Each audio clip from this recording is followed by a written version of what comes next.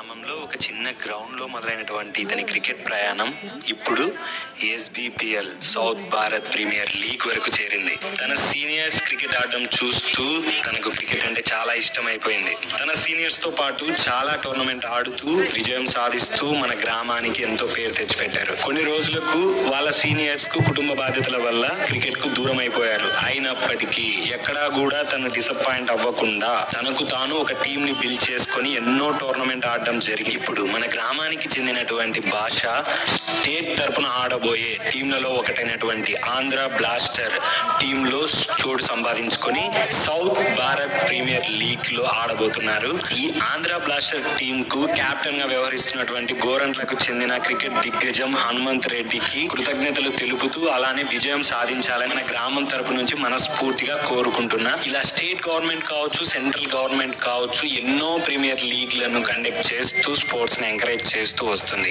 కాబట్టి మన పిల్లలను చదువుతో పాటు స్పోర్ట్స్ లో కూడా ఎంకరేజ్ చేయాలని, అలానే ఈ విషయం గురించి మనం భాషతో మాట్లాడినప్పుడు ఒక విషయం చెప్పడం జరిగింది. ఏంటంటే నేను ఈ పొజిషన్ కి రావడానికి కారణమైనటువంటి నా సీనియర్స్ కు, అలానే నా ఫ్రెండ్స్ కు, రిషి, పెద్ది, శశి, శివాజీ, వినోద్లకు ఎంతో రుణపడి ఉన్నానని చెప్పి తను చెప్పుకొచ్చారు. గ్రామం తరపు నుంచి ఒక స్టేట్ తరపున ఆడబోయే టీమ్ లో సెలెక్ట్ అయినటువంటి భాషకు మరొకసారి కృతజ్ఞతలు తెలుపుకుంటూ విజయం సాధించాలని మనస్ఫూర్తిగా కోరుకుంటున్నాను.